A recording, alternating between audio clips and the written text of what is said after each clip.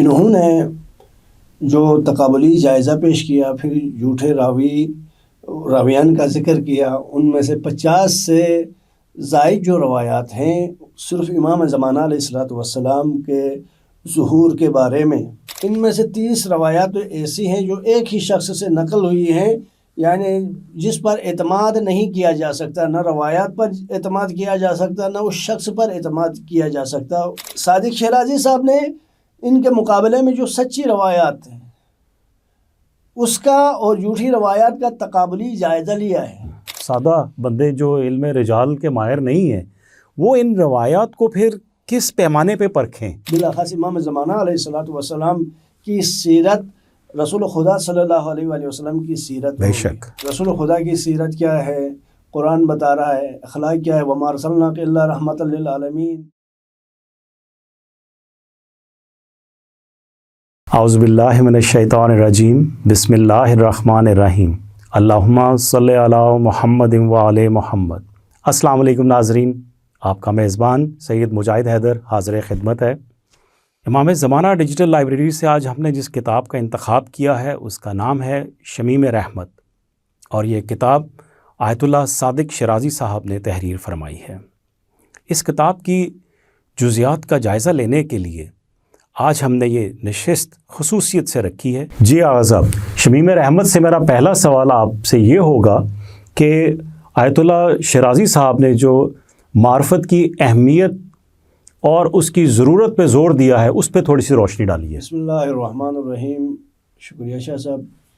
تمام مسلمانوں کے وظائف میں سے ایک اہم وظیفہ یہ ہے کہ معرفت امام زمانہ حاصل ہو، اور جب تک معرفت امام زمانہ علیہ الصلوۃ والسلام نہیں ہوگی، جب آپ امام کو نہیں پہچانیں گے تو امام علیہ الصلوۃ والسلام کی امامت اطاعت ناممکن ہے۔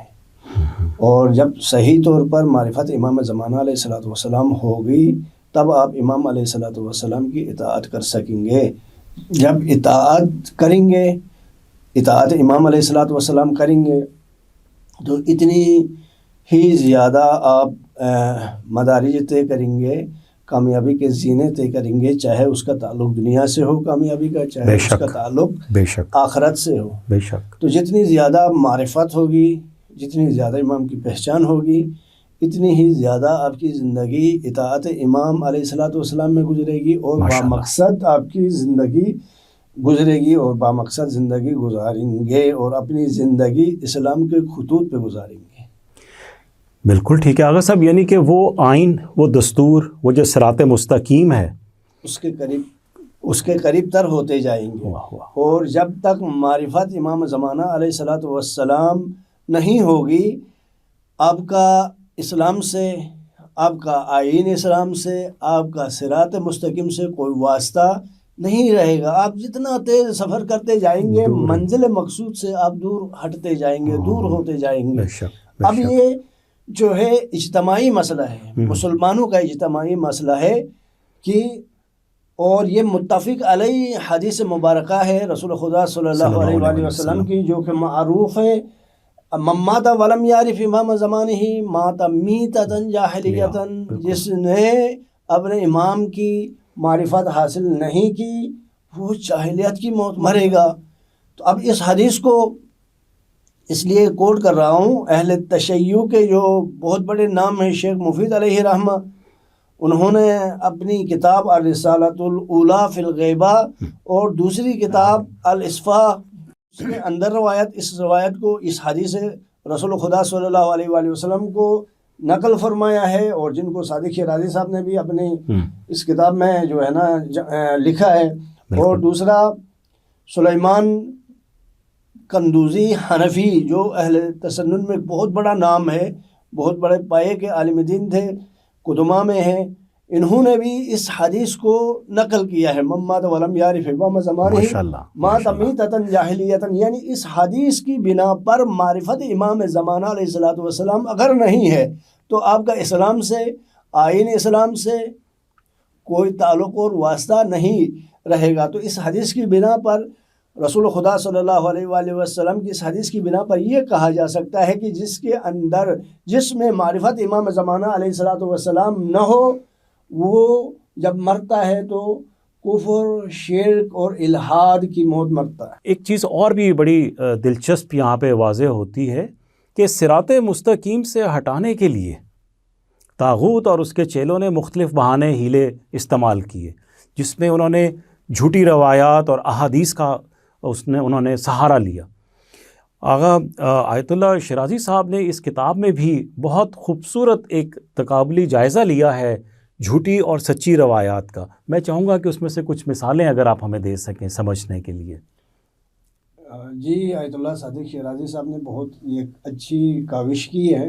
انہوں نے جو تقابلی جائزہ پیش کیا، پھر جھوٹے راویان کا ذکر کیا، ان میں سے 50 سے زائد جو روایات ہیں صرف امام زمانہ علیہ السلام کے ظہور کے بارے میں، اور ظہور ہوں گے تو امام علیہ السلام کی ایسی کیفیات ہوں گے کہ لوگ پناہ مانگیں گے، لوگ روم چلے جائیں گے، نعوذ باللہ من ذالک، جو ہے نا، لوگ نعوذ باللہ عیسائی مذہب قبول کر لیں گے۔ اللہ اکبر۔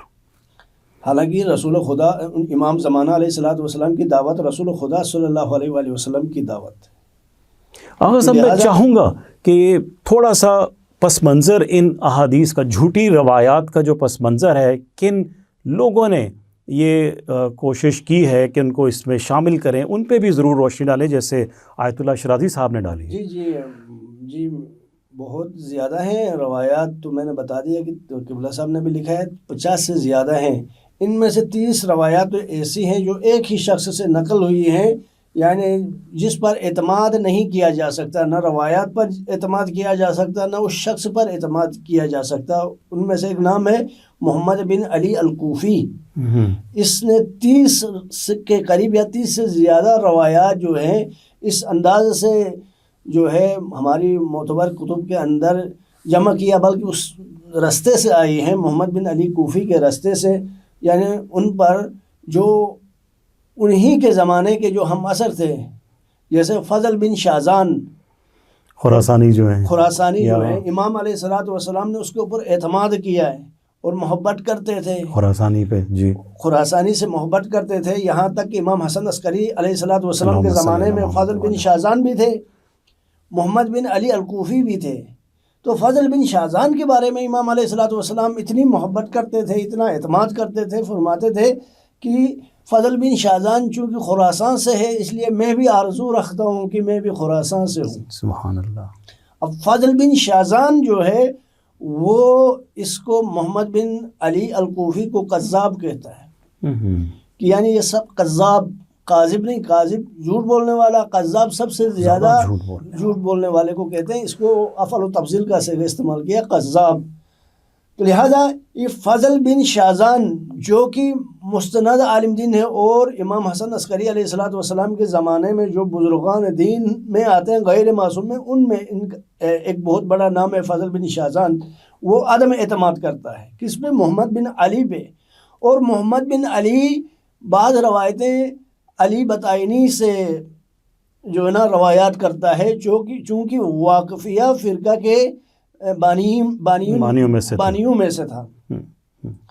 چونکہ اب امام موسیٰ کاظم علیہ السلام کے بعد امامت کا دروازہ بند سمجھتا تھا علی بطائنی، تو چونکہ جو امام باقی 10واں امام 9واں امام 10واں امام 11واں امام 12واں امام کی امامت کا قائل نہیں تھا، ایک امام کی امامت کا بھی قائل نہ ہو، اس کی سند پہ اعتبار نہیں کیا جا سکتا ہے، چونکہ وہ واقفیہ فرقے کے بانیوں میں سے تھا، تو اس لیے، اور اس نے محمد بن علی نے اس سے بھی روایات نقل کی ہیں، اور امام علیہ السلام کے ظہور کو، ان کی حکومت کو ایسے پیش کیا ہے، نعوذ باللہ من ذالک، کہ امام علیہ السلام آتے ہی دنیا میں خون کی ندیاں بہا دیں گے، اور جو لوگ ڈر کے بھاگ جائیں گے روم کی طرف، وہاں امام پہنچ کے جو ہے وہاں پر ان کو تہتے کریں گے۔ اس طرح کی جھوٹی روایات جو امام سے منسوب کر کے اور معتبر ناموں کے ساتھ جو اہل بیت علیہ السلام کے باعتماد ساتھی تھے ان سے منسوب کر کے یہ محمد بن علی نے جھوٹی روایات گڑھی ہیں۔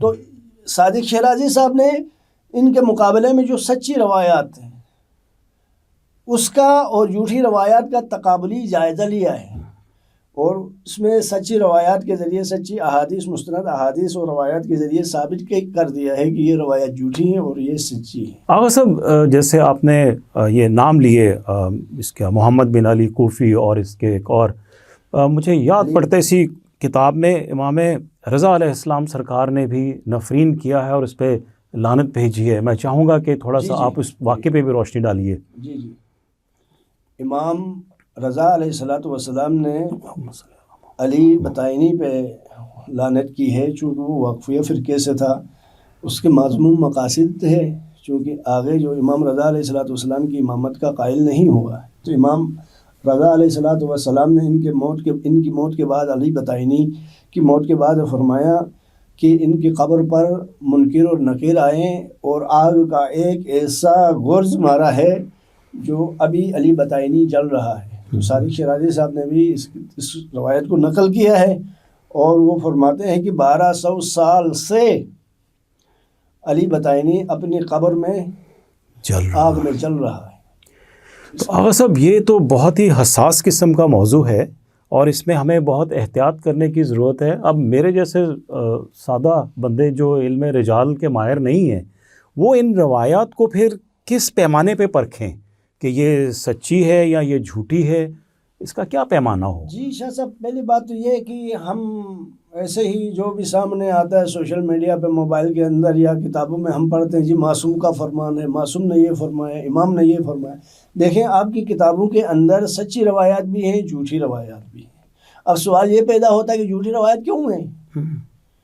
اس کے لیے مثال یہ ہے کہ آپ شاپ جاتے ہیں، وہاں سے چاول لے کر آتے ہیں گھر کے لیے، یا کوئی اور خشک چیز لے کر آتے ہیں، راستے میں شاپر پھٹ گیا، وہ چاول گئے نیچے گر گئے، اب چاول کو اٹھا کے آپ دوبارہ کسی چیز میں ڈال دیں گے تو اب ظاہر بات ہے وہ خالص چاول تو نہیں آئیں گے، اس کے ساتھ مٹی بھی، ذرات بھی ہوں گے، اچھا دوسری چونٹیاں بھی ہوں گے، دوسرا گند بھی شامل ہوگا۔ آپ گھر آئیں گے، گھر آ کر وہ چاولوں کو آپ صاف کریں گے، چاول الگ کریں گے، جو فالتو چیزیں شامل ہو کر آئی ہیں وہ آپ الگ کریں گے، چونکہ ایک علمی اثاثہ اہل بیت، مکتبہ اہل بیت علیہ السلام کے جو علماء ہیں انہوں نے بڑی محنتیں کی ہیں، انہوں نے جمع کیا، جہاں سے جو کچھ ملا جمع کیا۔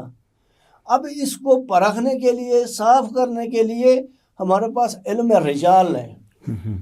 علم رجال وہ کسوٹی ہے، وہ چھاننی ہے، جہاں جس کو چھاننے سے، تحقیق اور جستجو کرنے سے وہ واضح ہو جاتا ہے کہ کھرا کیا ہے، کھوٹا کیا ہے، سچ کیا ہے، جھوٹ کیا ہے۔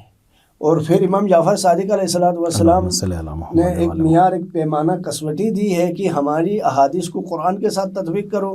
اگر ہماری حدیثیں قرآن کے آیات کے موافق آتی ہیں تو آنکھیں بند کر کے قبول کر لو کہ یہ معصوم، قول معصوم ہے۔ اگر قرآن کے موافق نہیں ہیں، مخالفت میں معصوم کی حدیث آتی ہے تو کبھی بھی قرآن کی آیت کے مخالف میں معصوم کا قول لائیں، یہ کبھی بھی نہیں ہو سکتا ہے۔ وہ مولانا فرمایا آنکھیں بند کر کے اسے دیوار پہ دے مارو اور یہ کہو کہ یہ قول معصوم نہیں ہے، یہ حدیث معصوم نہیں ہے۔ ہاں سب پھر ایک اور مشکل ہے، دیکھیے قرآن پاک بہت سے ماشاءاللہ افراد کو ازبر انہوں نے حفظ کیا ہوا ہے، اللہ پاک نے ان کو توفیق دی ہوئی ہے۔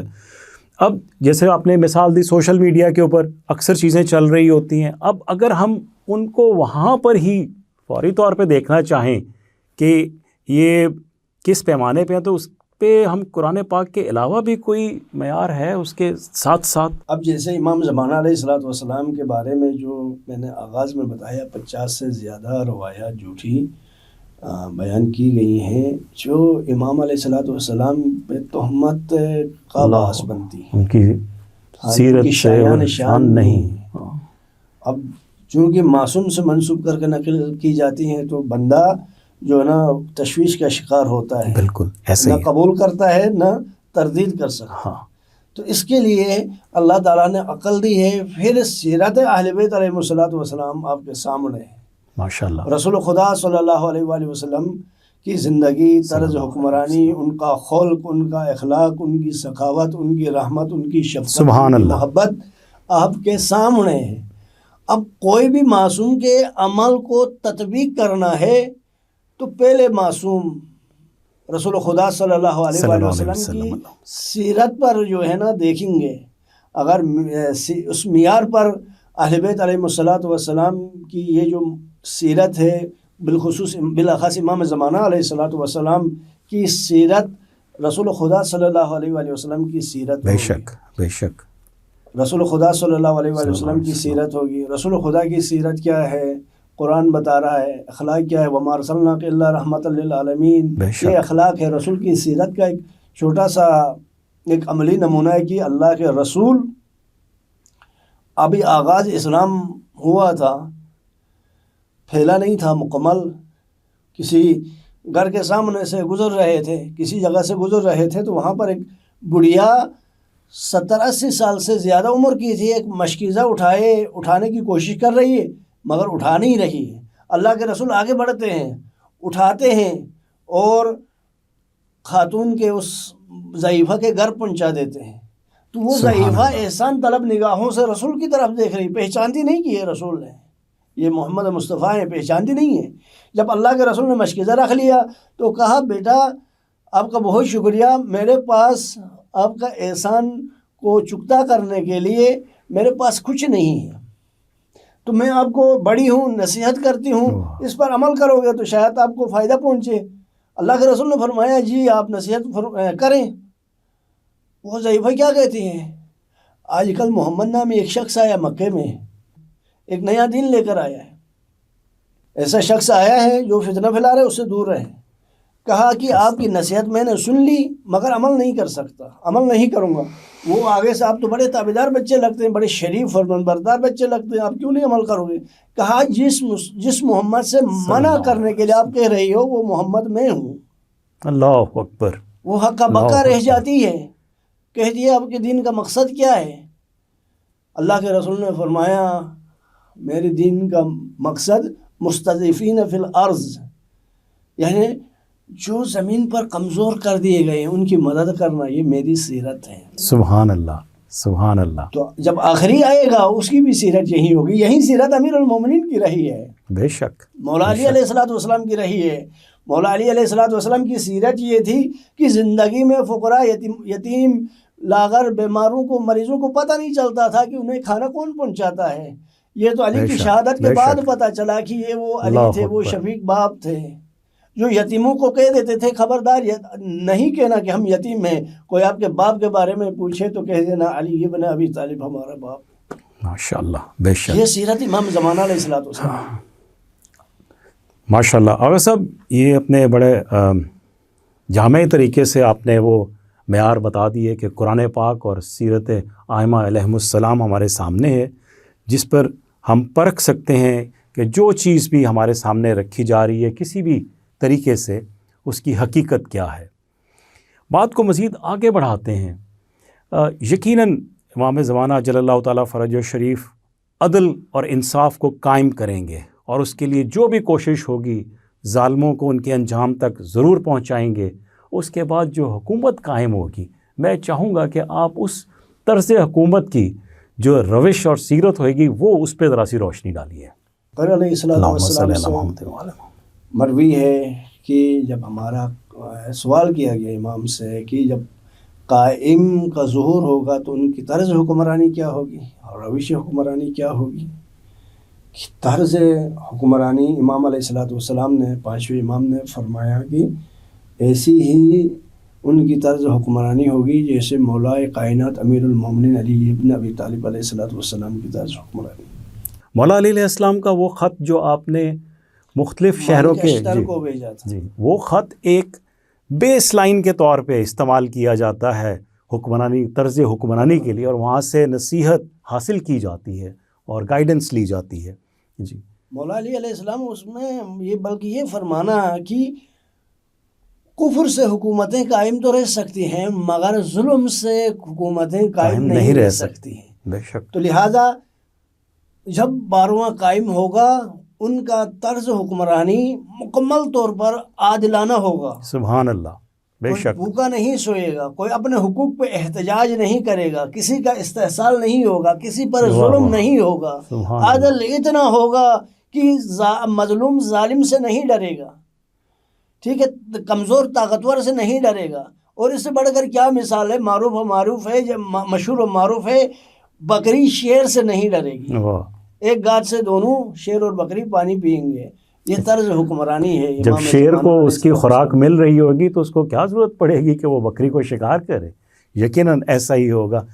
ناظرین، اور بھی بہت ساری معلوماتی اور بہت ہی زیادہ اہم چیزیں آیت اللہ شیرازی نے اپنی کتاب شمیم رحمت میں بیان کی ہیں. ہم خواہش کرتے ہیں اور یہ اس امید کے ساتھ کہ آپ اس کتاب کو پڑھیں گے اور امام زمانہ جل اللہ تعالیٰ فرجہ شریف کے متعلق جو ان کو پہچاننا اور ان کی معرفت حاصل کرنے کا سلسلہ ہے اس کو مزید آگے بڑھائیں گے. آخر میں اللہ تعالیٰ سے دعا ہے، مجھے، آپ کو، ہم سب کو اللہ پاک امام زمانہ جل اللہ تعالیٰ فرجہ شریف کے مددگاروں، جان نثاروں میں شامل فرمائے. اس دعا کے ساتھ آپ سے اجازت چاہوں گا. السلام علیکم ورحمۃ اللہ وبرکاتہ. تب ہی منصور لکھے کلام، اللہ جل یا امام.